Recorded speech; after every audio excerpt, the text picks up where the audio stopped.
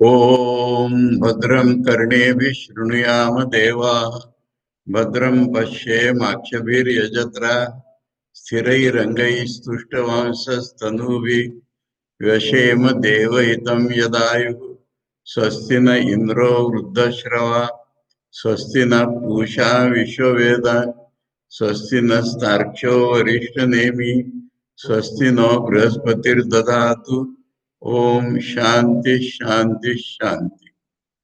गौड़पादी मंडूक्य कारिका के अद्वैत प्रकरण में 16वीं कारिका कल हम लोगों ने पढ़ी थी। इसका भाष्य नहीं पढ़ा था, आज दोबारा पढ़ के शुरू करते हैं। आश्रमस्त्रिविधा हीन मध्यमोत्कृष्ट दृष्टयाः उपासनोपदिष्टेयम् तदर्थमनुकंपया।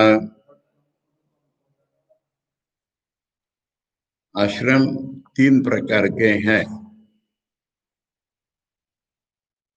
हीन, मध्यम और उत्कृष्ट दृष्टि के अनुसार।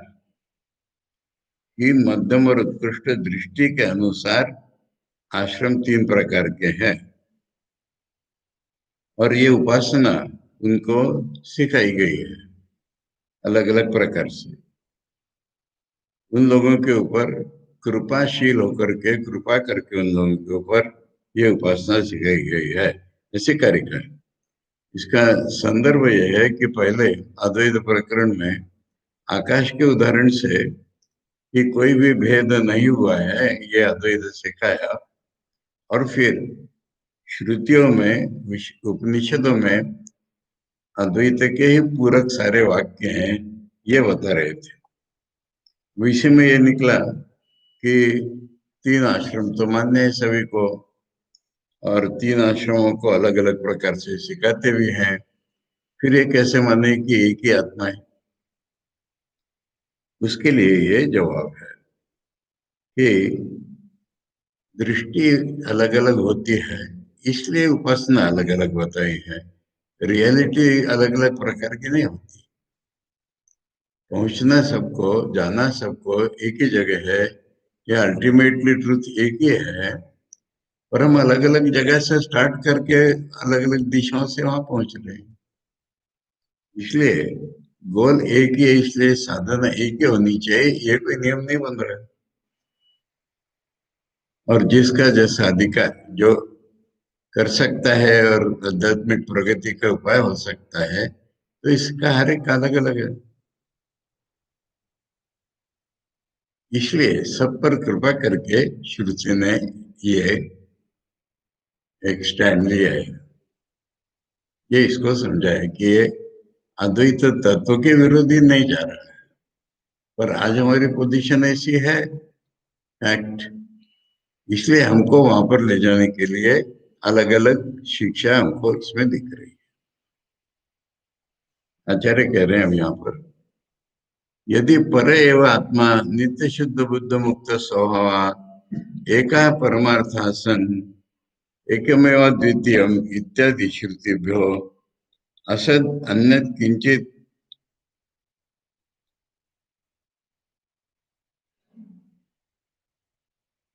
असद अन्यत् किम अर्थ इयम उपासना उपदिष्टा आत्मा वारे द्रष्टव्य ये आत्मा अपहत पापमा सकृतुम कुर्वीत आत्मा इत्येव उपासित इत्यादि श्रुतिभ्यः कर्मणि च अग्निहोत्रादीनि।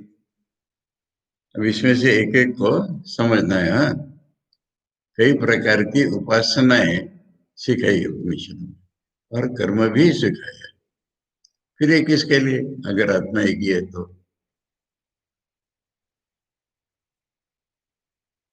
पहले तो एकमेव द्वितीयम पहले बोलो,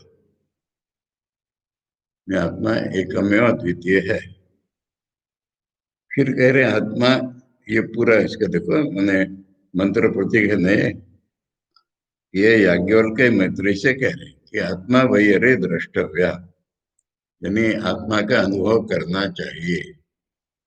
तो फिर हम आत्मा से अलग हैं क्या? फिर कैसे अनुभव करना चाहिए? तो उनका श्रोतव्य, मंतव्य, निधिध्यासितव्य एवं हमारे दृष्टि। तो फिर हमको लगता है कि श्रवण करना है, मनन करना है, निधिध्यासन करना है, तो इतनी चीजें करके हमको आत्मा को पाना है। अगर हम आत्मा स्वरूप ही हैं तो इतनी चीजें करके क्या करना है हमको।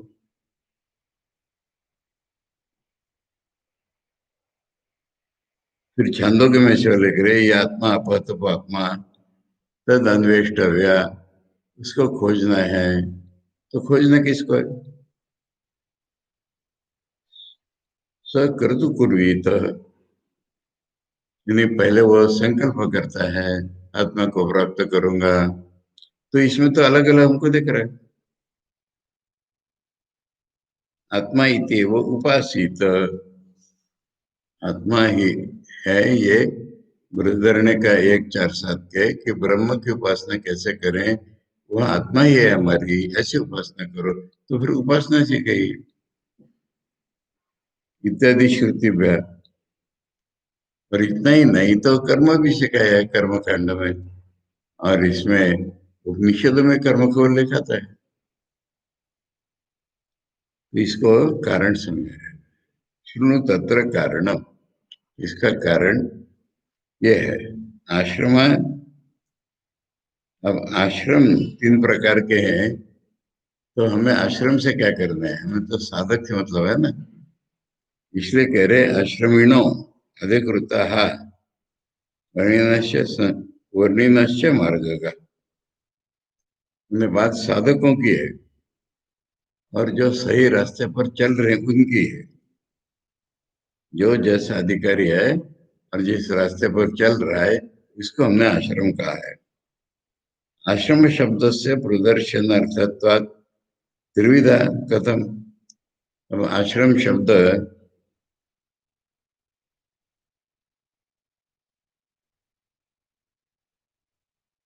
सभी साधकों का उपलक्षण करने के लिए आश्रम शब्द है। और उसके 3 प्रकार बोले, हीन मध्यम उत्कृष्ट दृष्टिया। हीना निकृष्ट मध्यम उत्कृष्ट च दृष्टि दर्शन सामर्थ्यम।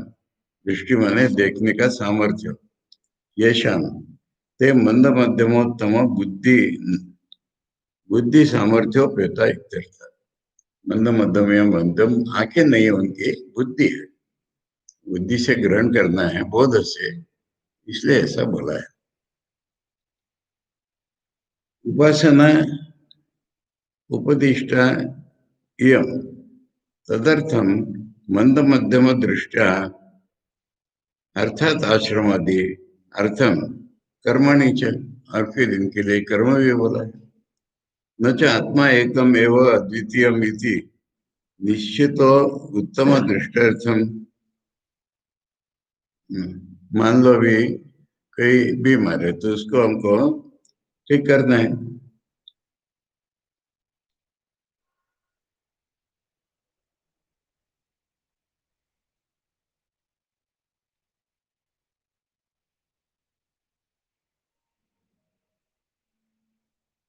कर्माणि च न च आत्मा एक एव अद्वितीय इति निश्चित उत्तम दृष्टि अर्थम। दयालु न वेदे न अनुकंपया सन्मार्ग का संता कथम इमं कथम इमाम उत्तमाम एकत्म दृष्टि प्राप्नुयुरिति। वेदों ने ये सोचा है कि इनकी दृष्टि इस बात को नहीं ग्रहण कर पा रही है कैसे आत्मा का उपासना करें, परंतु है ये सन्मार्गगामी। इसलिए इनको कुछ तो भी दो, उससे वो उस अवस्था में आ जाएंगे कि जहां से ठीक उपासना कर पाए। ये इसका अर्थ है।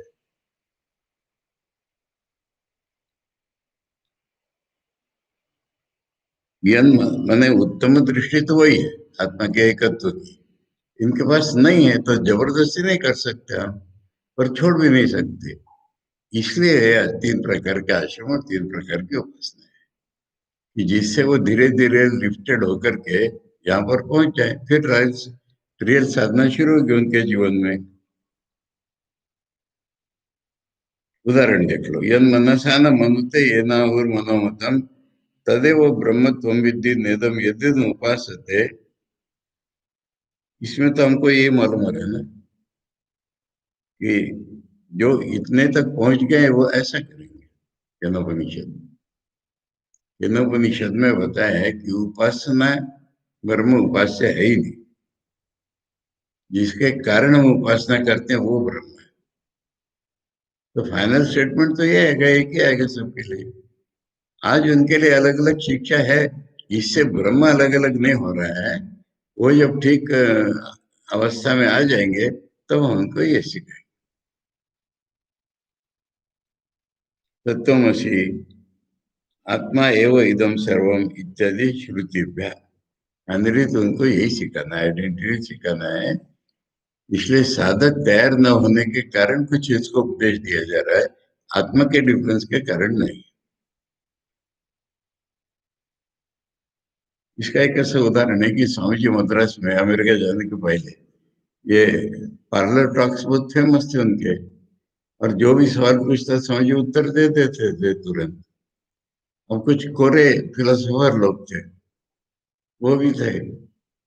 वो सोच रहे कि स्वामी जी के, जो एक ने बोल ही दिया स्वामी जी से कि आपकी कुछ बात तो द्वैती जैसी लगती हुई दिखते, किसी की विष्णु द्वैती जैसी दिखती, किसी का अद्वैती की जैसी दिखती, तो आपकी है कौन सी बात, आप किस बात के हैं? तो स्वामी जी ने कहा कि मेरे गुरु और मैं इस दुनिया में आए ही इसलिए है कि लोगों के मन में हारमोनी बसे, फिर अपने अपने संस्कार के अनुसार वो साधना चूज कर लेंगे। इसलिए मैं इस तरह की बात कर रहा हूँ। कुछ चीजें हैं, इससे कोई आत्मा का आने का तो सिद्ध नहीं हो रहा है। कैपेसिटी नहीं है, ठीक है, ये कर लो। फिर कर लो मैंने अलग अलग नहीं होगा, करने के बाद उसी अवस्था में आएंगे जहां पर आत्मा का हेतु तो सिखाया जाएगा। ये तत्वमसि आत्मा वे इदम सर्वम इत्यादि श्रुति में। अब क्या है, एक नया सा टॉपिक दिख रहा है कि देखो द्वैती जितने हैं वो लिमिटेड है। ये बताने के लिए कह रहे हैं कि हम अगर कुछ इंटरव्यू नहीं भी करते हैं तो द्वैती आपस में तो झगड़ते हैं ना। अगर द्वैत सत्य होता तो फिर अलग अलग मत क्यों हो गए? सांख्य मत में, न्याय मत, वैशेषिक मत अलग अलग क्यों हो गए?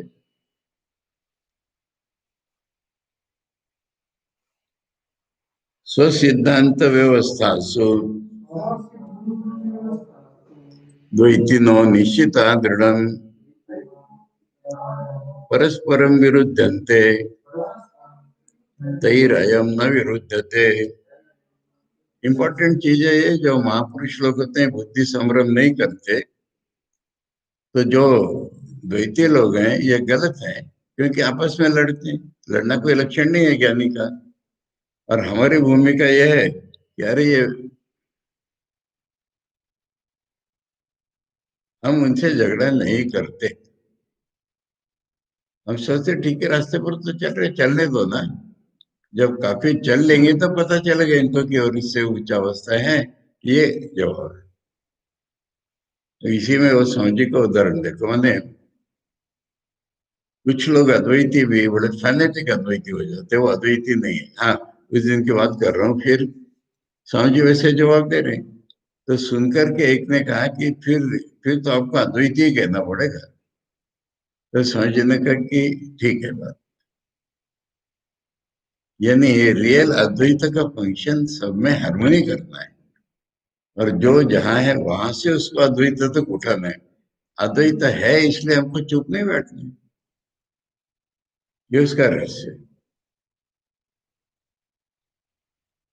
तो ये लोग आपस में झगड़ते हैं, हम लोग इनसे झगड़ा नहीं करते। क्यों नहीं करते?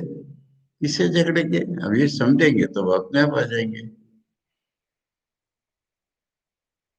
आचार्य कह रहे हैं, शास्त्रोपत्तिभ्याम अवधारित अद्वय आत्मदर्शनम सम्यक दर्शनम। शास्त्र से और रीजन से हम समझ गए हैं कि अद्वैत आत्मदर्शन ही सम्यक दर्शन है। तद बाह्यत्वात् मिथ्या दर्शनम अन्य, उसे छोड़ करके जो है वो वेद बाह्य होने के कारण मिथ्या है। इत, ये तो एक कारण हो गया वेद बाह्य। इतश्च मिथ्या दर्शनम द्वैतिनाम रागद्वेषादि दोषास्पदत्वात्। उनमें रागद्वेषादि दोष हैं, नहीं तो झगड़ क्यों रहे हैं? अद्वैती भी अगर झगड़े तो फिर अद्वैती इसी कैटेगरी में आ जाए।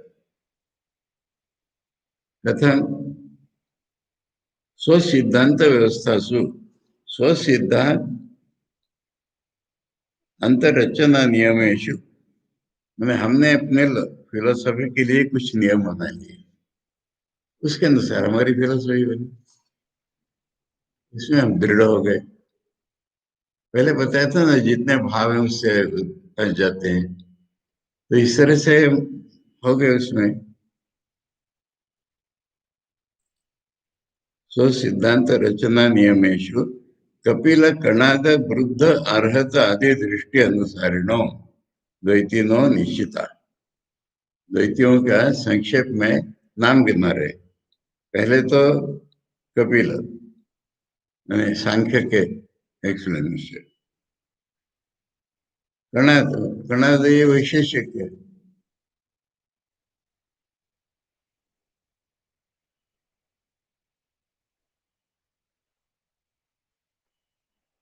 बुद्ध, बुद्ध नास्तिक दर्शन बोलो या हम लोगों ने कहते हैं विज्ञानवाद। अर्हत, अर्हत जैन दर्शन को कहते हैं। आदि दृष्टि अनुसारिणो द्वैतीनो निश्चिता है, सारे द्वैती है। बुद्ध को नहीं बता रहे, बुद्धिस्ट जो फिलोसफी हमारे सामने द्वैती है, ये अपने अपने मत में निश्चित है। अपने उन्होंने जो रचना फिलोसफी बना ली है उसमें निश्चित है। एवं एवं ऐसा परमार्थो न अन्यथा इति, उनका ही कहना है बस।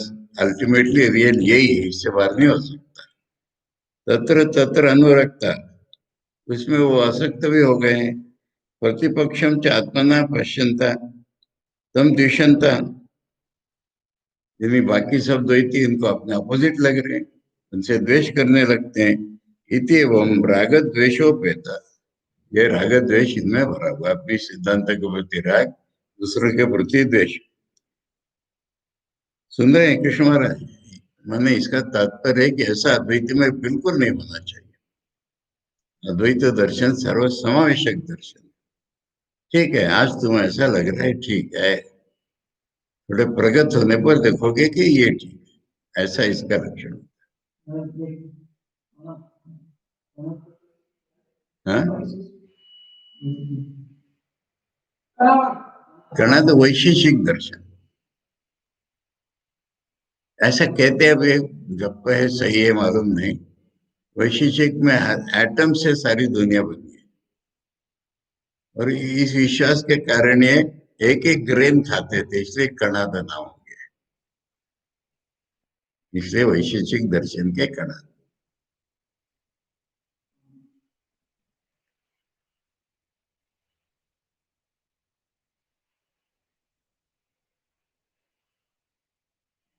वे राग द्वेष से भरे हुए स्वसिद्धांत दर्शन निमित्तम तत्र परस्परम अन्योन्यम विरुद्ध, इसलिए एक दूसरे से झगड़ते भी।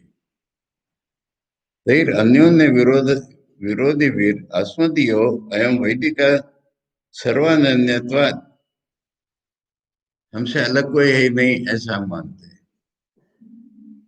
सभी से अनन्य है हम। आत्मा एव आत्मा एकत्व दर्शन पक्षो, एक ही आत्मा है, इसका दर्शन के जो पक्ष है तो सब हमारे ही हैं। न विरुद्धन्ते यथा स्वस्थ पादादि भी, ये अंग के समान है हमारे, कह रहे। अपने हाथ पैर से कोई झगड़ा करता है क्या? ऐसे हम इनसे झगड़ा नहीं करते। एक एक पार्ट समझा रहे हैं फिलोसफी का हमारे। एवं राग द्वेषादि दोषान अनास्पदत्वात्, जिसमें राग द्वेष दोष नहीं है ऐसा, एकत्व बुद्धि एवं सम्यक दर्शनम इति अभिप्राय, कहने का ये कि जिनमें झगड़ा नहीं है उनके ठीक है, इनका ठीक नहीं वो झगड़ते। देखो, किसी भी सवाल का एक सही उत्तर आता है, और गलत उत्तर कितने आते हैं? बहुत आते हैं। इसलिए ये गलत उत्तर, ये सही उत्तर है, हम इसका झगड़ा करें। अब समझा नहीं कि होता क्या है। अद्वैतम परमार्थो ही द्वैतम तद्भेद उच्यते, तेषाम उभयथा द्वैतम तेना यम न विरुध्यते।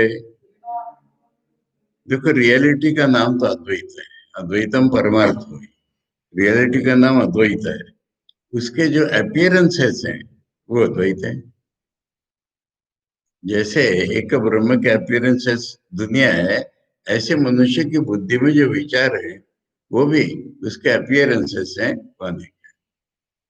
ये सीधी सी बात हम देखते हैं कि reality is one, Advaita is one. उसको देखने वाले की दृष्टि के अनुसार वो अलग अलग प्रकट हो रहा है। देशाम उभयता द्वैतम, द्वैती लोग कहते हैं फर्क देखो। मैंने जैसे अब गौड़पाद का उदाहरण लेने से इनका तोतापुरी का उदाहरण लेने से नहीं चलेगा, क्योंकि ब्राह्मणी को गलत बता रहे। पर अद्वैत किसी को गलत नहीं बताता, रास्ते पर है, रास्ते पर। और वो लोग अद्वैत को मानेंगे नहीं, अद्वैत को मानेंगे उनकी फिलोसफी टिकते नहीं है। ये फर्क बता रहे। तो इसलिए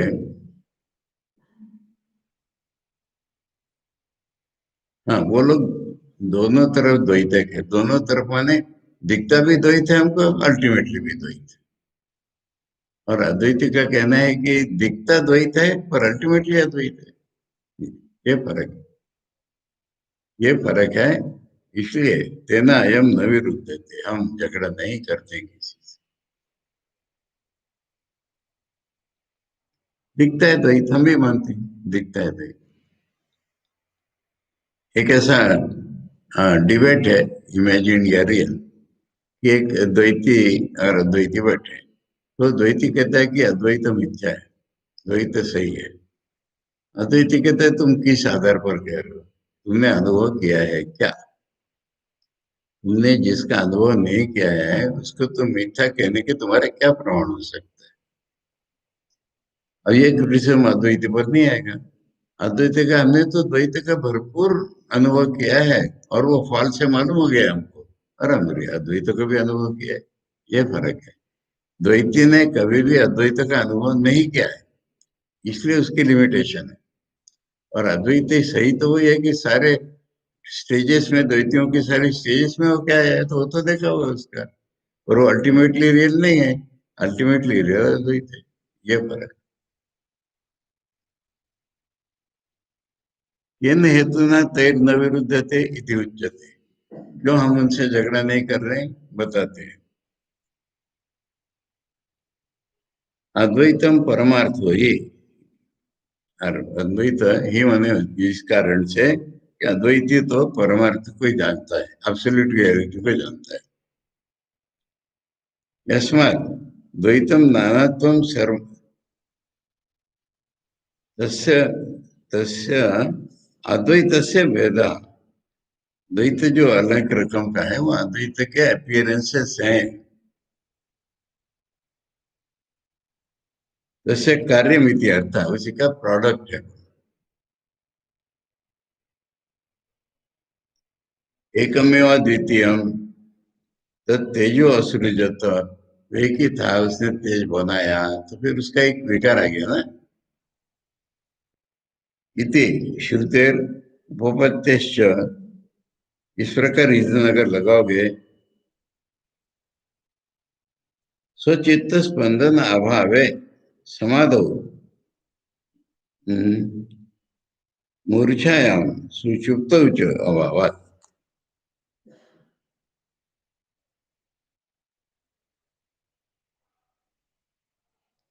मन का स्पंदन होने से द्वैत दिखता है, ये पहले समझा दिया था। और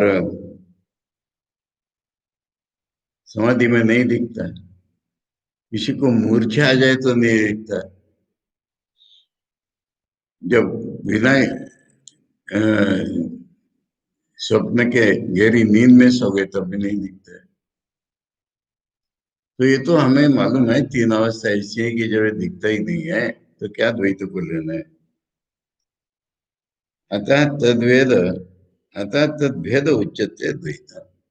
इसलिए है तो एक ही है, अपीयरेंसेस है, और क्या कहना।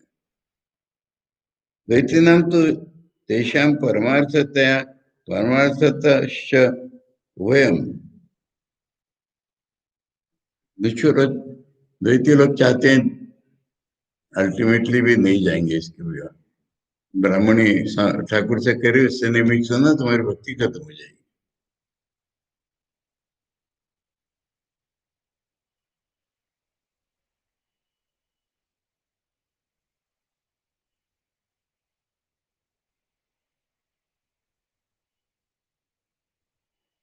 तो फिर ये भ्रमित है, द्वैत दृष्टि उनकी हमारी अद्वैत दृष्टि होने के कारण साफ है। इसलिए इस हेतु से हम उनसे झगड़ा नहीं करते। लिमिटेड विजन से हम क्या झगड़ा करेंगे, जो विकास होगा उसका तब आ जाएगा। जैसे आश्रम में एक के बाद एक विकास होके आएगा, ऐसे इसमें दृष्टियों में भी एक एक विकास होके आएगा। इंद्रो माया भी पूर्व रूपयते न तो तद्वितीय अस्ति इति श्रुति। उनको तो ये श्रुति स्पष्ट दिख रही कि दुर्स्थिति कहीं नहीं है। यथा मत, एक उदाहरण दे रहे हैं मुझे तो।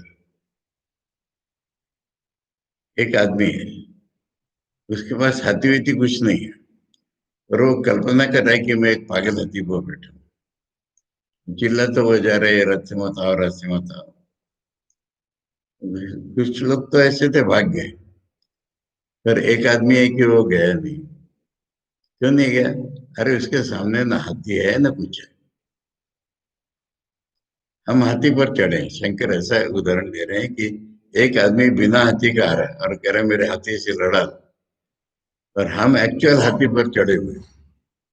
हम कैसे उसको लड़ने जाएंगे? पागल होंगे तो ही जाएंगे। ऐसे हम इनसे नहीं झगड़ रहे।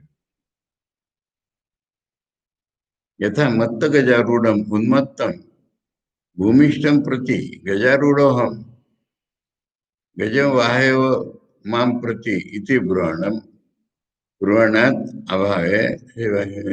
इसलिए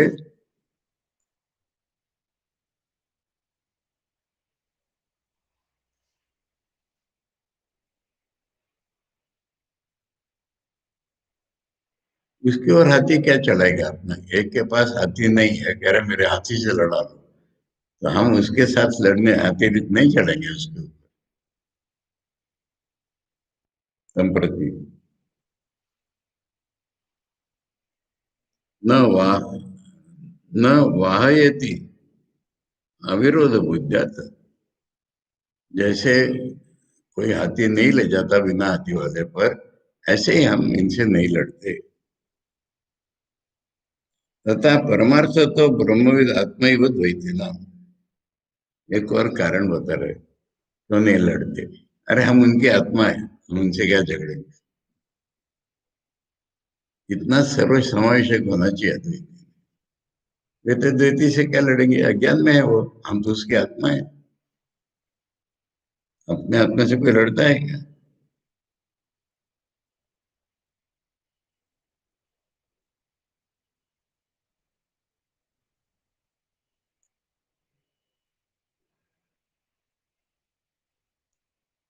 देना है हम हेतु ना कि अस्मत् पक्षों न विरुद्ध देते रहिए। नहीं लड़ते, नहीं लड़ना चाहिए, मैं कहूंगा।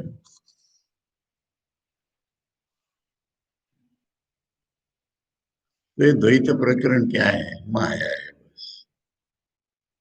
मैंने हमारा गलत ज्ञान है, और क्या कहें। माया या भिद्यते ही तत् न अन्यथा जम कथंचन तत्व तो विद्यमान ही मर्त्यताम अमृतम रजत। अब ये रीजनिंग करके दिखा रहे हैं कि जो भी हो रहा है या माया से हो रहा है, अगर रियल होता तो फिर अमृत मरते हो गया ऐसा कहना पड़ेगा। अद्वैत जो है वो कभी मरेगा ही नहीं। अद्वैत उसको मारने वाला भी नहीं है, अद्वैत को मरने के स्थान भी नहीं है। तो अद्वैत बता दिया। अब उसका भेद है द्वैत, यानी वो अद्वैत द्वैत बन गया है बीच में। अद्वैत अगर द्वैत बन गया तो फिर क्या बोल रहे थे? हाँ, माया से तो है ना, रियल तो वही नहीं है।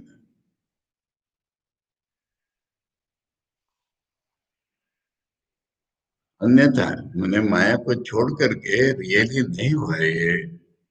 अगर रियल होता तो हाँ, उसको हम अमृत कह रहे हैं, वो अमृत कैसे हो गया फिर? Nature of a thing does not change.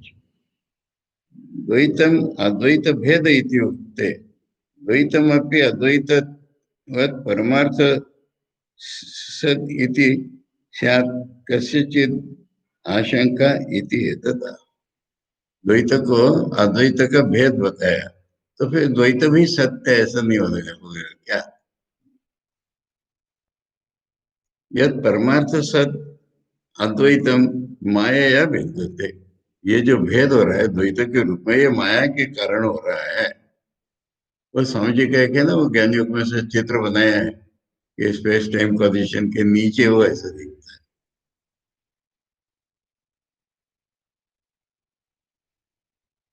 कि एतत् तैमिरिक अनेक चंद्र रज्जु सर्प धारा देवी भेद न परमार्थ तो। ये सारे भेद माया से कैसे हैं तो समझा रहे हैं कि कैटरेक्ट है तो दो चांद दिखते हैं, रियली तो दो चांद नहीं है। और जो रस्सी है वो सांप इत्यादि दिख रही है, जलधारा, रियली तो ऐसी नहीं है वो। न परमार्थ तो निरवयत्वात् आत्मना, रियली तो आत्मा में कोई अवयव नहीं है। सावयव ही अवयवान यथात्म न विद्यते। जो सावयव है उसमें भेद होते हैं, या निर्वय में कोई भेद नहीं होता है। यथा मृद घटादि भेद ही, जैसे मिट्टी ही घट इत्यादि भेदों में होती है, ऐसा ही अद्वैत है। तस्य तस्मात् निरवयवम् अजम नान्यथा कथंचन केनचिदपि प्रकारेण न विद्यते इति अभिप्राय। किसी भी प्रकार से माया को छोड़ करके अद्वैत, अद्वैत का फैक्ट, स्टेटमेंट ऑफ फैक्ट ही ऐसा है कि वो द्वैत में नहीं हो सकता। तत्व तो विद्यमान है कि अमृतम अजम अद्वयम स्वभावतः सन मर्त्यता व्रजेत यथाग्नि शीतता। यानी किसी कारण से हम बदले नहीं हैं। बदल गए होते तो हमें कहना पड़ेगा कि अग्नि शीतल हो गया। अग्नि शीतल नहीं हो सकता, उसका स्वरूप है, उसका स्वभाव है। इसलिए हमारा स्वभाव तो ब्रह्म ही है, वो नहीं मिटेगा। सच्चा अनिष्ट, ये तो अग्नि ठंडा होना तो कोई इष्ट नहीं हमारा। स्वभाव वैपरीत्य गमनम, अपने से उल्टा स्वभाव वाला हो जाना। सर्व प्रमाण विरोधा, ये तो सबकी मिस्टेक ही हो जाएगी। अजम अव्ययम आत्मतत्व माया एवं विद्यते, इसलिए ये जो बदल हो रहा है माया से ही हो रहा है, रियली नहीं हो सकता परमार्थता। तस्मात् न परमार्थ सद वृत, इसलिए परमार्थ सत नहीं है द्वैत, वो आधार भी नहीं हो सकता। अजात से वो भाव, मैंने द्वैतियों की गलतियां बता रहे हैं, हम इनके विरोध नहीं कर रहे कहते हैं, पर लिमिटेशन है उनमें, इसलिए वो सच नहीं हो सकते। अजात से वो भाव से जाति मिच्छन्ति वादिना, अजातो ही अमृतो भावो मर्त्यताम कथम ऐष्यति। आजादी की ही वादी लोग जाति देख रहे हैं। बोले अजात जो है ना, जो वो तो अमृत है ना, फिर वो मरते कैसे हो जाएगा? फिर वही सवाल, जो चीज स्वभावतः अमृत है वो मरते कैसे हो जाएगी? ये तो पुनः केचित उपनिषद व्याख्यातारों उपनिषद की व्याख्या करने वाले हैं, ब्रह्मवादियों अपने को ब्रह्मवादी मानने वाले हैं, वावदू को किंतु उनको डिबेट अच्छा लगता है। अजातस्य एव आत्मतत्वस्य अमृतस्य स्वभावतो जातिम उत्पत्तिम इच्छन्ति परमार्थता एव तेषां जातम। वो तो रियलिटी को ही जन्म मान रहे ना। मर्त्यतम एष्यति अवश्य, फिर वो तो भगवान अगर कुछ होकर के हमारे रूप में आ गए हैं तो फिर हमारा तो डेफिनेटली डेथ तो है ही है। सच अजातो ही अमृत भाव स्वभावतः सन आत्मा कथम मर्त्यता मिष्यति, स्वरूप जो है वो नहीं बदलेगा। न कथंचन मर्त्यत्वम स्वभाव विपरीत्यम इष्यति इति अर्थः। न भवति अमृतम मर्त्यम न मर्त्यम अमृतम तथा प्रकृतिरन्यथा भावो न कथंचित भविष्यति। हाँ, दोनों तरफ से। माने जो अमर है, अमृत है, वो मर्त्य नहीं हो सकता, और कोई अगर मर्त्य है तो कभी मुक्त नहीं हो सकता। प्रकृति का अपने स्वभाव का अन्य रूप हो जाना ये कभी नहीं हो सकता। न भवति अमृतम मर्त्यम लोके नापि, दुनिया में ऐसा कोई उदाहरण नहीं है कि जो अमृत था मर गया। और नाम होते हैं नाम कोई रख दिया तो इसमें क्या करना है, क्या है वो। अमर सिंह तो मर गए, और हाँ? अमर सिंह तो मर गए, भीख मांगे धनपात। लक्ष्मी तो कंडा बेच।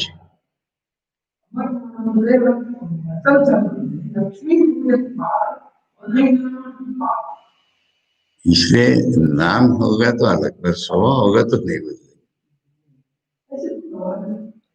तथा प्रकृति स्वभाव से अन्यथा भाव स्वतः प्रच्युतिर न कथंचित भविष्यति। अग्निरिव उष्ण से, अग्नि कभी उष्ण से ठंडा नहीं हो सकता। एक प्रकृति नाम की चीज है, नेचर होती थी, उसको पकड़े रहो। भावो गच्छति मर्त्यता कृतकेन अमृतस्य कथम स्यात्तेति निश्चला। ये एक बहुत सुंदर आर्गुमेंट है द्वैतियों के लिए कि आत्मा स्वभाव से अमृत है। अब तुम सोचते हो कि ये मर्त्य हो गया, स्वभाव से जो अमृत है वो मर्त्य हो गया। जैसे तुम मर्त्य हो और तुम अपना एफर्ट करके अमृत बने, फिर वो परमानेंट कैसे रहेगा। जो स्वभाव से अमृत है उसको तुम अगर मर्त्य मानते हो, तो जो प्रयत्न से अमृत बना वो कैसे परमानेंट रहेगा। फिर वो नहीं बन जाएगा। ये आर्गुमेंट। यस्य पुनर्वादिना स्वभावेन अमृतो भावो मर्त्यतां गच्छति परमार्थ तो जायते तस्य प्रागुत, माने उसका जन्म होना ही मरण है। तस्य प्रागुत्पत्ति से भावा स्वभाव तो अमृत इति प्रतिज्ञा मनुष्य है। फिर उसको स्वभाव तो अमृत मत कहो। कथम तरी कृतके न अमृत से भावा, कृतके न मैंने जो बनाए हुआ है अमृत, अनावृत स कथम शास्त्रति निश्चलो अमृत स्वभाव तथा न कथनचित, हो नहीं सकता है। अस्य न कथनचित स्यास्यति आत्मजातिवादिना सर्वदा अजम नाम नास्यैव सर्वम एतन्मर्त्यम अतो अनिर्मोक्ष प्रसंग। फिर मोक्ष कभी नहीं हो सकता। मोक्ष मानते हो कि नहीं द्वैती में? मोक्ष तो होगा, कैसे होगा? फिर से वो द्वैत बंधन में क्यों नहीं आ जाएगा? अरे संप्रदाय तो अनेक है ना, वो बताया ना, ब्रह्म कुमारी उनका मोक्ष ही 5,000 तक है। कैसे उसको मोक्ष मान सकते हैं? हाँ। अब फिर से श्रुति वाक्य के चर्चा चलेगी। अच्छा, श्रुति ने तो बोला है, अलग अलग उदाहरण दिए हैं, तो पहले बता दिया उन्होंने कि उसका पर्पस वो नहीं है, उसका पर्पस है अद्वैत को गले उतारना। फिर भी शब्दों से अगर तुम सोचना चाहते हो तब भी उसका जवाब है, वो सुंदर है अद्वैत प्रकरण, कि अगर शब्दों से भी पकड़ना चाहते हो, अच्छा रियल सृष्टि और अनरियल सृष्टि, वर्णन तो एक ही प्रकार का आएगा ना, ये कह रहे हैं बस। वर्णन से वो रियल नहीं बनी, अनरियल हो चाहे रियल हो, वर्णन तो एक ही प्रकार का आएगा। ये है नेक्स्ट। भूततो अभूततो वापि सृज्यमाने समाश्रुति निश्चितम युक्तियुक्तम च यत्तद् भवति नेतरत्। भूतत्व माने रियली, अभूतत्व माने अनरियली। अगर सृष्टि होती हो तो श्रुति का वर्णन तो ऐसे ही आएगा, इसलिए उस पर मत जाओ, युक्ति से देखो। युक्तियुक्त क्या है, निश्चित क्या है? निश्चित बताया तो उसकी निंदा करते की स्तुति करते हैं, और युक्तियुक्त क्या है, वैसा ही होगा, दूसरा नहीं होगा। इसको पढ़ लो।